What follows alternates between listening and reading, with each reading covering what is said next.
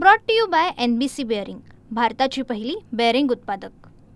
आपल्यासोबत ओबीसी आंदोलनकर्ते लक्ष्मण हाके आहेत। काल तुमची बीड जिल्ह्यातल्या मांजरसुंबा धारूर इथं जी सभा झाली, त्या सभेमध्ये काही समर्थकांनी वाल्मिक कराड यांच्या नावानं घोषणाबाजी जी आहे ती केली। तुमच्या समर्थनार्थ वाल्मिक कराडांच्या नावानं झालेली घोषणाबाजी ही सध्या टीकेचा विषय बनते। नक्की तथ्य काय आहे? हे कार्यकर्ते नक्की कोण होते? मी त्या फ्रेममध्ये आहे का? जिथं घोषणाबाजी झाली त्या फ्रेममध्ये मी असेल तर त्या प्रश्नाला मी उत्तर देईन। माझ्या मागं चौकात कुठं कोणाची भांडणं झाली असतील, आमने सामने गट आले असतील, तर तिथल्या लोकांनी काय घोषणा दिल्या आणि काय हे केलं, आता कुठं गावात चौकात होणार आहे, त्यामुळे त्याला मी उत्तर द्यायला बांधील नाही। मी जिथं आहे माझ्या उपस्थितीत जर अशी काही घोषणाबाजी झाली असेल तर मग मी त्याचं उत्तर देईन। नाही, मात्र ते आलेले कार्यकर्ते हे तुमच्यासाठीच आलेले होते किंवा मग झालेली गर्दी नक्की मग कोणासाठी होती? नाही, झालेली गर्दी ही माझ्यासाठीच होती, तो विषय नाही। हे मला वाटतं मांजरसुंबा चौकातली ही घटना आहे। गर्दी झाली ती गेवराईला, गर्दी झाली ती बाग पिंपळगावला, गर्दी झाली ती आदर नांदूरला, गर्दी झाली ती माजलगावला, गर्दी झाली ती धारूर तालुक्यातल्या भोगलवाडीला। तिथं कुठं कोणी घोषणाबाजी केली? मांजरसुंब्यामध्ये दोन गट आमने सामने आले, तिथं काहीतरी भांडणामधून झालंय, तिथं कुणी काय घोषणा दिल्या काय दिल्या तिथं माझा काय संबंध येतो? म्हणजे दोन गटात भांडण झाल्यामुळे ही घोषणाबाजी आमने सामने आले, एकमेकावर धावून गेले, तिथं झाल्या त्या गोष्टी। त्या माझ्या सभेचा त्या गोष्टीचा काय? तुमचे कार्यकर्ते नव्हते? माझे कार्यकर्ते होते नव्हते ते मला माहिती नाही, पण माझ्या सभेला आलेली माणसं ही ओबीसी मोटिवेटेड होती, ओबीसीच्या हक्क अधिकारासाठी आलेले। मात्र जर कदाचित ते तुमचे कार्यकर्ते असतील आणि अशा पद्धतीनं वाल्मिक कराडांच्या नावानं घोषणाबाजी दिली तर तुम्ही त्याचं समर्थन करणार? समर्थन करण्याचा प्रश्न उद्भवत नाही। त्या कार्यकर्त्यांना काय वाटलं आणि त्यांनी का घोषणा दिल्या ते त्यांना माहिती। मी त्यांची भूमिका काय ती जोपर्यंत कळणार नाही तोपर्यंत मी व्यक्त कसं होणार? म्हणजे तुमचं असं म्हणणं आहे की त्याबाबत तुम्हाला काहीच माहिती नाही? नाही, मला माहीतच नाही ना, मी त्या फ्रेममध्ये आहे का दाखवा ना मला तुम्ही। त्यामुळे मला माहीत असायचं कुणी दिले काय दिले, हे उलट षडयंत्र असू शकतं मला बदनाम करण्यासाठी। याच लोकांनी कुणीतरी काहीतरी गळ्यामध्ये टाकून दारू पाजून सोडलेले असू शकतात। याच लोकांनी म्हणजे या विरोधकांनी आमच्या। हो, काय विरोधक कोण आहेत? विरोधक माहिती आहे ना, महाराष्ट्राला माहिती आहे। आता काही प्रत्येकाचं नाव सांगत बसायचं का? थेट त्यांनीच केलेला असावं? प्रश्नच नाही। आजपर्यंतची षडयंत्र 8-9 वेळा हल्ला झालाय, बघा ना, विचार करा ना तुम्ही। त्यामुळे ती षडयंत्राचा भाग असू शकतो। काल मुख्यमंत्री बोलताना असं म्हणाले की आम्ही ओबीसी समाजाचं नुकसान होऊ देणार नाही, ओबीसींचा विकास म्हणजे शिवकार्य आहे। जी सध्या मराठवाड्यातल्या सध्या JR वरून जी चर्चा सुरू आहे त्यावरती मुख्यमंत्र्यांनी केलेली टिप्पणी त्याकडे तुम्ही कसं पाहता? मुख्यमंत्र्यांच्या निर्णय सूचना दिल्यानंतर विखे पाटलांनी मंत्रिमंडळातले आरक्षण उपसमितीचे काही सदस्य जे आहेत ते घेऊन जरांगेंना भेटायला गेलेले होते, त्यांनी त्यानंतर त्यांना JR सुपूर्द केला। मुख्यमंत्र्यांनी घेतलेली भूमिका आणि मुख्यमंत्र्यांचं वक्तव्य त्याकडे कसं पाहता? या वक्तव्याशी मी असहमत आहे, कारण मी स्टेट बॅकवर्ड कमिशनचा मेंबर राहिलेलो आहे। मला महाराष्ट्रामधला, मला म्हणजे आम्हा सगळ्या बांधवांना, इन्क्लुडिंग छगन भुजबळ साहेब किंवा इन्क्लुडिंग ओबीसीचे नेते, आमदार, खासदार तर कोण नाहीच, आमदार, ह्या लोकांना त्या JRचा अर्थ कळतो ना। फक्त अर्थ कोणाला एकट्यालाच कळतोय असं जर कोण सांगत असेल तर ती ओबीसीची फसवणूक आहे। ओबीसीच्या आरक्षण संपवण्याचा हा प्रकार आहे। त्यामुळं मुख्यमंत्री महोदयांनी आम्हाला प्रत्येक शब्दाचा अर्थ समजावून सांगावा, नाहीतर आम्ही तर समजावून सांगू।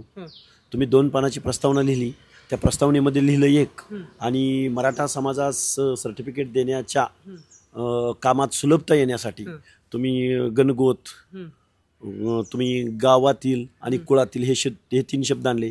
हे 3 शब्द म्हणजे सरसकट आणि सगळ्या सोयऱ्यांसह त्याचे बाप आहेत। हे 3 शब्द मी वेळोवेळी सांगत आलोय, आणि आमचं काही चुकत असेल तर मुख्यमंत्री महोदयांनी आम्हाला सांगावं। याचा काही वेगळा मिनिंग नाही, मराठीतच JR आहे आणि तेवढा आम्हाला कळतो। त्यामुळे ओबीसीचं आरक्षण आज रोजी संपलंय, उद्याच्या पंचायत राजच्या निवडणुकीमध्ये ओबीसीची माणसं निवडून येणार नाहीत, कारण धनदांडगे, गबरदांडगे, जात दांडगे आणि गावगाड्यावरती ज्यांचा प्रभाव आहे, वर्चस्व आहे, तीच माणसं उद्या सरपंच पदापासून ते नगरसेवक, महापौर पदापर्यंत, ZP मेंबरपर्यंत, पंचायती मेंबरपर्यंत निवडणुकीला उभे राहतील आणि त्यांच्या स्पर्धेमध्ये ओबीसी बांधव टिकणार नाही। म्हणजे ह्या JRमुळे ओबीसीचं आरक्षण संपलंय असं तुम्हाला म्हणायचं? पूर्ण 100% संपलंय ना। एक रूम आहे, एक खोली आहे, त्या खोलीची कॅपॅसिटी 10 आहे। त्या 10च्या कॅपॅसिटीमध्ये त्यांना एक वेगळ्या कारणानं ती खोली दिली। त्यांच्या बाबतीत सामाजिक दुजाभाव झाला म्हणून त्यांना ती खोली दिली, त्यामध्ये सोशली हँडिकॅप्ड लोकांना ती खोली दिली। त्यामध्ये हे तगडे रेसचे घोडे जर त्या खोलीमध्ये अजून 10 सोडले तर ते कसं टिकतं त्या लोकांचं आरक्षण, ते सांगा ना मला। त्यामुळं आज रोजी मुख्यमंत्री महोदयांनी किती जरी सांगितलं आणि काही जरी सांगितलं, जो काढलाय तो GR बेकायदा आहे. तो GR रद्द झाला तरच ओबीसी बांधव या बाबतीत निश्चिंत राहतील. अदरवाईज तो GR म्हणजे ओबीसीचं आरक्षण संपणे हा त्याचा अर्थ आहे. उद्या ओबीसी समाजाची एक बैठक बोलवल्याची माहिती आहे. त्या बैठकीला छगन भुजबळांना निमंत्रण नाही. तुम्हाला या बैठकीचं निमंत्रण आहे का? कुणी बोलवली? ओबीसी समाजाचे नेते जे आहेत ते बैठक घेत आहेत. तुमच्यापर्यंत ती माहिती आहे का? नाही, मला कोण नेते कुठं घेत आहेत मला माहिती नाही. आम्ही तर ग्राउंडला फिरणारी माणसं आहे. हजारो ओबीसी बांधवांच्या भटक्या विमुक्त जाती जमातींच्या सकाळी 7 वाजल्यापासून ते रात्री 1-2 वाजेपर्यंत ओबीसी माणसांमध्ये फिरणारे आम्ही माणसं आहोत. कोणी एसी मधले नेते असतील तर माहित नाही मला. काय तुम्हालाही त्याची काय कल्पना नाही? मला माहितच नाही कधी कुठं मला माहित नाही ना. वेळ माहिती नाही. कुणी बोलवलंय मग त्यावर मी अजूनपर्यंत निरोप नाही कोणाचा तरी? नाही, निरोप नाही आलेला मला कोणाचा. काय निरोप यायचा मी कारण रात्री मी धारूर तालुक्यात होतो बीड जिल्ह्यातल्या, त्यामुळे मला माहिती असायचं काय म्हणजे आला असेल तर फोन मला बघावं लागेल. पण माझा तर काही कोणाशी संवाद झालेला नाही. राधाकृष्ण विखे पाटलांनी तुमचं नाव न घेता टीका केलेली आहे. काही नेते अपघातानं तयार झालेले आहेत ज्यांचं समाजासाठी काही योगदान नाही. अपघातानं तयार झालेले नेते जे आहेत त्या समाजाचं नेतृत्व करतात. आमचं योगदान निश्चित नाही, पण विखे पाटलांचं योगदान मात्र सोन्याचा चमचा तोंडात घेऊन जन्माला येणं. आमच्या अहिल्यानगर जिल्ह्यामधील शेतकरी शोषित वंचितांचं रक्त शोषून ढेकणाप्रमाणे गबरगंड झालेले हे साखर सम्राट ह्यांचं काय योगदान आहे? कारखाना चालवणं, वायनरी चालवणं आणि त्यातनं पैसा कमवणं आणि पुन्हा निवडणुका आणि परत संस्था चालवणं हा धंदा आहे यांचा. त्यामुळं धंदेवाईक आहेत ही लोक. ह्यांना काय करणार सोशल जस्टिस? आणि ह्यांची एक सुप्त इच्छा राहिली मुख्यमंत्री पदाची. मुख्यमंत्री पदावर असं नाही जाता येत. ह्यांना कुठलंही तत्व नाही.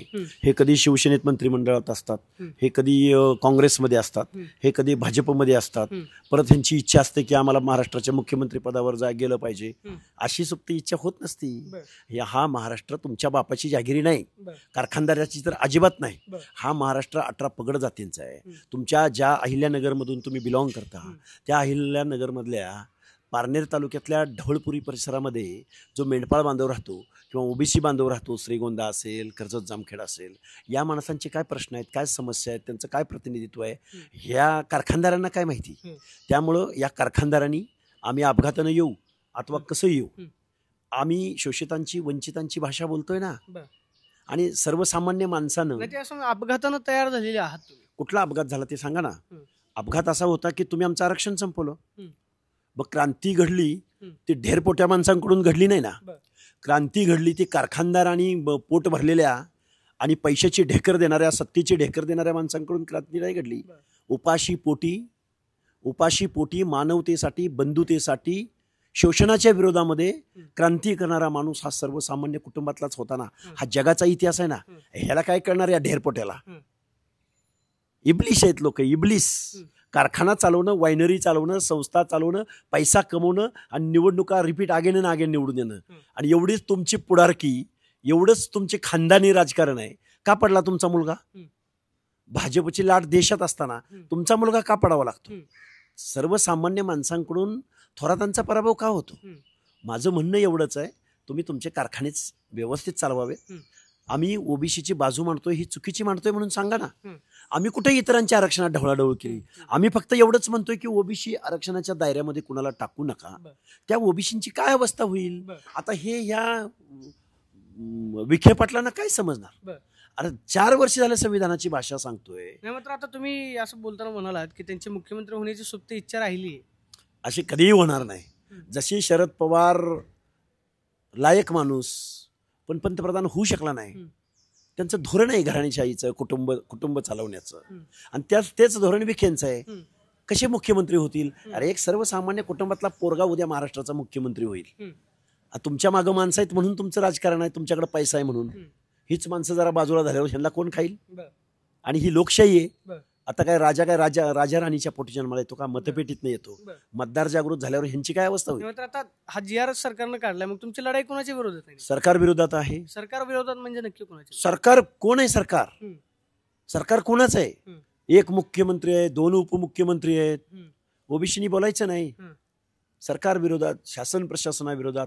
आणि ही मागणी यशस्वी व्हावी, हे आंदोलन यशस्वी व्हावं म्हणून त्यांना सपोर्ट करणाऱ्या विरोधकांच्या विरोधात आमचं कोणच नाही ओबीसीचं महाराष्ट्रात. नाही, मात्र आता छगन भुजबळ ओबीसीचे तर मंत्री आहेत, नेते आहेत, ते सातत्यानं सांगतात की नाही ओबीसीमुळेच मी मंत्री राहिलोय किंवा मी मंत्रिमंडळामध्ये आहे. मग ते नाहीत का तुमचे? आहेतच ना, आम्ही कुठं नाही म्हणलोय. तुम्ही असं म्हणताय की ऐका ना, आमची भूमिका अशी आहे, जी माणसं कॅबिनेटमध्ये आहेत त्यांनी कॅबिनेटमध्ये बोललं पाहिजे, जी माणसं विधानसभेत आहेत त्यांनी विधानसभेत बोललं पाहिजे, आणि ते जबाबदार माणसं आहेत. त्यांनी आम्ही जे रस्त्यावरची लढाई लढतोय, रस्त्यावरच्या लढाईत या आम्ही असं त्यांना म्हणणारच नाही, पण त्यांनी त्यांच्या जागी त्यांचा रोल व्यवस्थित भूमिका निभावत आहेत आणि निभावत राहतील, आमचा विश्वास आहे. पण आम्ही रस्त्यावरच्या लढाईमध्ये कुठेही कमी पडणार नाही, एवढंच मी तुम्हाला सांगेन. काही 2 दिवसांपूर्वी अजित पवारांचा एक IPS अधिकारी अंजना कृष्णा यांच्यासोबतचा ऑडिओ संवाद जो आहे तो व्हायरल झालेला होता. त्यावरून अजित पवारांवरती बरीच टीका झाली. भाजपचे सुद्धा काही नेते असं म्हणाले की अजित पवारांनी जे वक्तव्य त्यांच्याशी बोलताना संवाद केला ते चुकीचं होतं. हे मगरुरीचं लक्षण आहे, हे दादागिरीचं लक्षण आहे.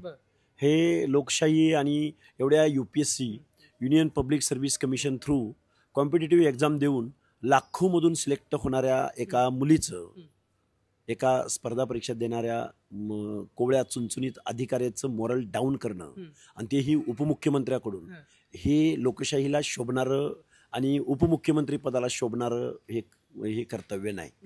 अजितदादा, तुम्ही नेहमी म्हणता यशवंतराव चव्हाणांचा महाराष्ट्र, यशवंतराव चव्हाणांचा महाराष्ट्र. आम्ही असं बोलणार नाही, आम्ही जातीयवादी नाही, आम्ही काय करडीचा शासक, हे हुकुमशाची लक्षणं आहेत. एका अधिकाऱ्याला तुम्ही, आणि त्यात पुन्हा महिलेला, तुम्ही अशा पद्धतीनं बोलत असाल, वागत असाल, तर मग तुमच्या जवळच्या प्रशासनावर तुमचा काय दबाव, काय दहशत असेल? हे यशवंतराव चव्हाणांचं नाव त्यांनी घेऊ नये परत. आता मनोज जरांगे असं म्हणतायत की आम्ही तुम्हाला मोजत नाही किंवा गिरत नाही, GR ला विरोध करू नका. 10% मोजतात ते. आम्ही OBC 50% तरी पकडले कमीत कमी, आणि SC ST 20% पकडले. आम्ही किती होतो? 70% होतो. आणि संविधान मानणारी माणसं, आरक्षणवाद्याला जर मध्यस्थीने ठरवलं, तुम्ही कुठं जाचाल? त्यामुळं उगाच पोलरायझेशन करण्याच्या भानगडीत त्यांनी पडू नये. महाराष्ट्र हा शिवाजी महाराजांच्या रयतेचा महाराष्ट्र आहे. त्यामुळं नसत्या उचापत्या, आमची रिॲक्शन, आम्ही ॲक्शन म्हणून आंदोलन नाही केलं, ही आमची रिॲक्शन आहे. अपघातानं जन्माला, होय विखे पाटलाचं बरोबर आहे, मी अपघातानं जन्माला आलोय, कारण गावगाड्यातलं फुले शाहू आंबेडकरांचं सामाजिक समतेचं तत्व या कारखानदारांच्या हातून उद्ध्वस्त होत असताना आम्ही बघत बसायचं? हो, मी ग्रामपंचायत सदस्य सुद्धा नाही, माझा बाप पण नव्हता. विखे पाटील, तुमचं खानदान महाराष्ट्राच्या राजकारणात, कारखानदारात तुम्ही पैसे कमवले, तुम्ही गोरगरिबांचं, सामाजिक मागासांचं शोषण करता काय? तुम्ही जो GR काढलाय, तो GR जर उद्या इम्प्लिमेंट झाला तर गावगाड्यातल्या बलुत्याचं, आलुत्याचं, भटके विमुक्ताचं काय होईल याची कल्पना हा ढेकणाप्रमाणे शोषण करून जाडजूड झालेल्या या विखे पाटलाला कळेल का? आता आम्हाला ग्राम्य भाषेत बोलावं लागेल, पब्लिक अपिलिंग भाषेत बोलावं लागेल, कारण आम्ही तात्विक बोलून बोलून बोलून आमची आतडी तुटायची बारी आली. त्यामुळे विखे सुरुवात महाराष्ट्रात झाली, त्यामुळे तुमच्या मतदारसंघात यायला आम्हाला जास्त वेळ नाही लागणार. जाणार का मग इतिहास जमा करणार आम्ही यांना, इतिहास जमा करू, लिहून देतो आम्ही यांना. विखेंच्या मतदारसंघात प्रश्नच नाही. का नाही जाणार? काय आमची माणसं नाहीत? आम्ही काय अल्पसंख्याक आहोत? OBC काय पाकिस्तानातून आलाय? आमच्या काही मताला अधिकार नाही? हे विखे अरे मतदार राजा सर्वश्रेष्ठ आहे. तुम्ही हेलिकॉप्टरमधून जरी पैसे टाकले, आम्ही ज्यावेळी आमच्या अवकातीवर येऊ त्यावेळी आम्ही तुम्हाला निश्चित घरी बसू. आता जर कदाचित हा GR रद्द झाला नाही तर मग तुमची पुढची भूमिका काय असणार आहे? मनोज जरांगेंनी मुंबईमध्ये जाऊन GR घेतला, सगळा मराठा समाज मुंबईमध्ये एकवटलेला होता. आता मग तुमची पुढची भूमिका काय? जर तुम्ही रस्त्यावरची लढाई लढताय, तुमची मागणी मान्य झाली नाही, तुम्ही असं म्हणताय की हा GR रद्द करा, जर तो झाला नाही तर मग पुढची भूमिका? जनतेच्या दरबारात जाऊ आम्ही. आमचं पंचायत राजमधलं झडपीचं, नगरसेवकचं, सरपंचाचं आरक्षण हे घेतील, आम्हाला कल्पना आहे. पण महाराष्ट्रातले हे सत्ताधारी पक्ष आहेत ना, ह्यांचे आमदार खासदार मात्र आमच्या वाड्या वस्त्या तांड्यावरनं जातात. ह्यांचे दरवाजे आम्ही बंद करू आणि महाराष्ट्राच्या विधानसभेमध्ये OBC पोचवू. हा राजकीय कार्यक्रम जो काशीरामांनी बघितला होता, जो VP सिंगांनी बघितला होता, जो डॉक्टर बाबासाहेब आंबेडकरांनी बघितला होता, सामाजिक परिवर्तनाचा, आणि OBCंना चलो सत्ता की ओर ही घोषणा देऊ आणि OBC राजकीयदृष्ट्या जागृत करू आम्ही. आपण पाहतोय की जर कदाचित हा जी आर रद्द झाला नाही तर मग मात्र चलो सत्ता की ओर ही घोषणा जी आहे ती आम्ही देऊ आणि राजकीय जागृती जी आहे ती ओबीसीमध्ये करू अशी प्रतिक्रिया लक्ष्मण हाकेंनी दिल्यास पाहायला मिळते. कॅमेरा पर्सन अभिजित पिसेसोनवे, Pradeep Kapse, TV9 Marathi, Pune. Brought to you by NBC bearing, भारताची पहिली बेअरिंग उत्पादक.